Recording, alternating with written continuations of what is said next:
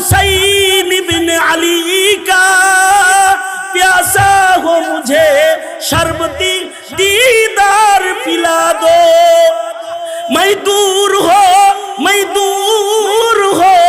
मजबूर हो ऐ सईद आलम दीदार दिखाते नहीं आवाज सुना दो। जो लोग को कहलाते हैं सग तेरी गली के उन लोगों के दफ्तर में मेरा नाम लिखा दो। এমন কথোপকথন পয়গম্বর মুসা করতেন। মুসা নবীর জালাল ছিল আমাগো বাবার মতো, লাঠি লয়ে চলতো সব সময় লাঠিওয়ালা। মুসা নবীর মুজিজার ভেতরে গুরুত্বপূর্ণ মুজিজা হলো লাঠির মুজিজা। সবার জালাল সবাই এক মেজাজের হয় না, কারোর জালাল বেশি কারোর জামাল বেশি।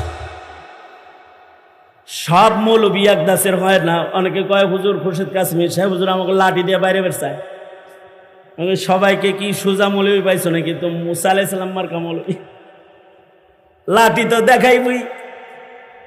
জালাল বেশি তো থাপ্পড় দিছে, মানুষ মরে গেছে। গরমের হালত হলো এমন যে দিছে একটা এক থাপ্পড়ে কিসসা মুখতাসার হয়ে গেছে। লাঠি তোর সাথে আসি, তার ভেতরে লাঠির ভেতরে আজব পাওয়ার।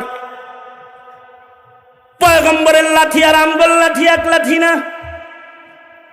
পয়গম্বরের লাঠির শান কুরআন বলে এটা ছাইরা দিলে আজদাহা সাপ হয়ে যায়, পানিতে বাড়ি মারলে রাস্তা হয়ে যায়, পাথরে বাড়ি মারলে ঝর্ণা হয়ে যায়। এটা দিয়া খালি মানুষ বাইরান যায় তা না, কারোর লাঠি দিয়া মানুষ বাইরান যায় আর কুত্তা বাইরান যায়, কিন্তু মুসা আলাইহিস সালামের লাঠি দিয়া পাথর বাইরান যায়। একবার পয়গম্বর মুসা আলাইহিস সালাম তুর পর্বতে গেছেন, তো সিরাজে তুর পাহাড়ে গেছেন। তো ওনার আদত ছিল তুরে গিয়ে আগে নামাজ পড়তেন, তারপরে আল্লাহর সাথে কথা হইতো। নামাজ পড়েছেন, সালাম ফিরাইছেন, দেখে সামনে বিশাল বড় একটা সাদা পাথর। আল্লাহ কয় মুসা লাঠি দিয়ে পাথরে বাড়ি মারো। আল্লাহর সাথে কথা বলতে গেছি।